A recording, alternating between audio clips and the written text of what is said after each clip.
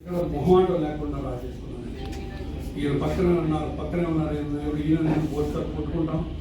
But నేను నా జీవితంలో అత్యంత ప్రభావితం చేసిన వ్యక్తులు టాప్ ముగ్గురు ఎవరిని అడిగితే దాంట్లో వాపసు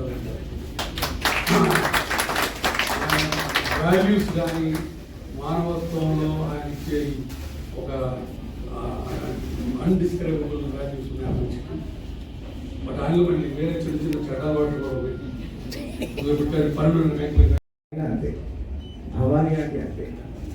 మా చెల్లి నాకు భగవంతు తెలిసిన చెల్లి భయపడుతూ నాకు చెల్లి లేదు, కానీ కావ్య కాదు పని నాకు సొంత చెల్లి అంతే. నాకు గుణగంగరాజ్ అంకిల్ ఊర్మి పెద్దమ్మ వాడిద్దరు పుణ్యం అని నా జీవితంలో దొరికిన గొప్ప వరం లిటిల్ సొల్యూషన్ సినిమా. ఆ సినిమా వల్ల అప్పుడు రాదు. నేను ఇది చాలా వాస్తవంగా చెప్తున్నాను. ఒకే ఇంట్లో ఎంతో లవ్లీగా ఉండేవాడు ఎంతమంది దొరకడం చాలా అరుదు. అలాంటి కుటుంబానికి సంబంధించిన హెడ్ ఆయన రాసిన పుస్తకం కాబట్టి ఖచ్చితంగా ఒక మనిషి ఎలా బతకాలి అని తెలుసుకోవాలి అంటే చూడాలి.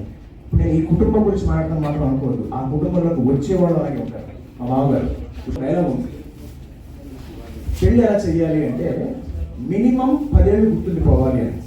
ఫ్రాంక్గా చెప్తున్నాను, మా చెల్లి పెళ్ళి, మా కావ్య పెళ్ళి అలా పెళ్లి చేయాలి. రేపు నా కూతురు పెళ్లి చేస్తే అదే ఇన్స్పిరేషన్ నాకు.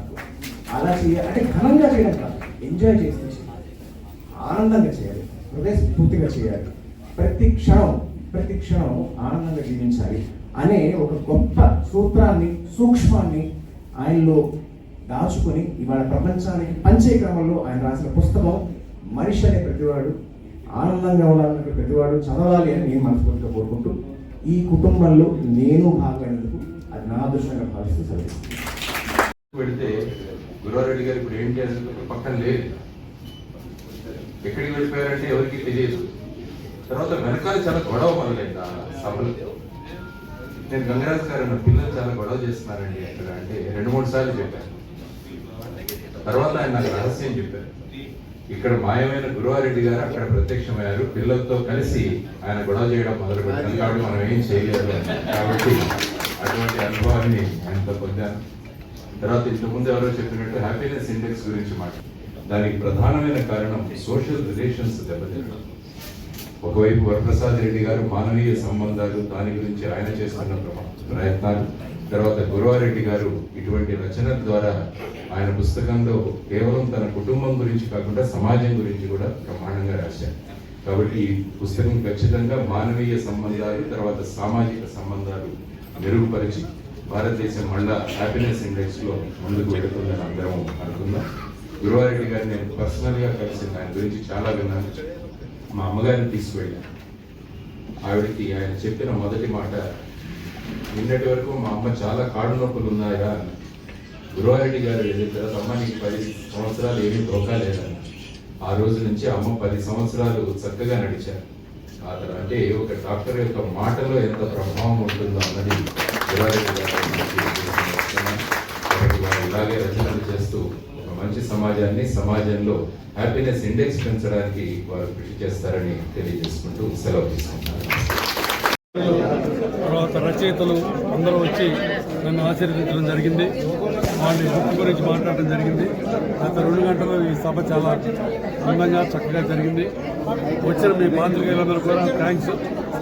అండ్ ఈ మరో గౌరవం అనేది ఒక నా అనుభవాల సంకలనం, నా ఆత్మకథ ఏం కాదు, బట్ నా అనుభవాల సంకలనం.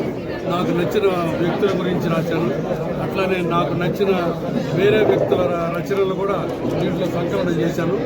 సో ఈ గురువాయణ పుస్తకం 10 ఏళ్ల కింద రిలీజ్ చేశాం. ఇప్పుడు మళ్ళీ మరో గురువాయణ వచ్చింది.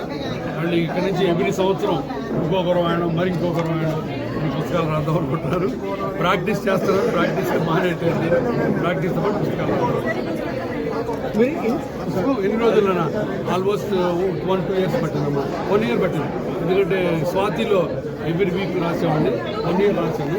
ఆ తర్వాత బుక్ తీసుకొచ్చాను. సరే, మరో గురువారంలో ప్రత్యేకంగా మీకు అనిపించింది? ప్రత్యేకత ఏం లేదు, నేను చెప్పా కదా, నా అనుభవాల సంకలనం ప్లస్ వేరే రచయితల సంకలనం కూడా దాంట్లో పెట్టాను. ఇప్పుడు వర్షం గురించి నేను రాస్తే కదీర్ బాబు వర్షం గురించి రాసిన ఆర్టికల్ కూడా దాంట్లో పొందుపరిచాను. ఎందుకంటే చక్కటి పర్స్పెక్టివ్స్ వస్తాయండి. చాలా బాగుందమ్మా. రాయటం అన్నది చాలా ఆనందకరమైన విషయం. మీరు చదివి ఎంత ఆనందపడతారో నాకు తెలియదు, కానీ రాసేటప్పుడు నాకు ఆనందం అంటే చాలా ఎక్కువ. రచయితకి అది ఒక అదృష్టం. ఇంత బిజీ షెడ్యూల్లో ఇట్లాంటి పుస్తకాలు రాయడం ఎలా అనిపిస్తుంది? ఏముందిరా బాబు, నీకు నచ్చితే దానికోసం టైం చేసుకుంటావు ఎప్పుడైనా సరే, అంతే కదా. సేమ్ అది ఇప్పుడు నాకు నచ్చిన విషయం చేయడానికి ఏదో ఒకసారి టైం చేసుకొని ఆపరేషన్ల మధ్యలోనో, లేకపోతే రాత్రి పడుకునే ముందు, లేకపోతే కారులోనో ఏదో ఒక రకంగా రాస్తాను. Right, okay, thank you.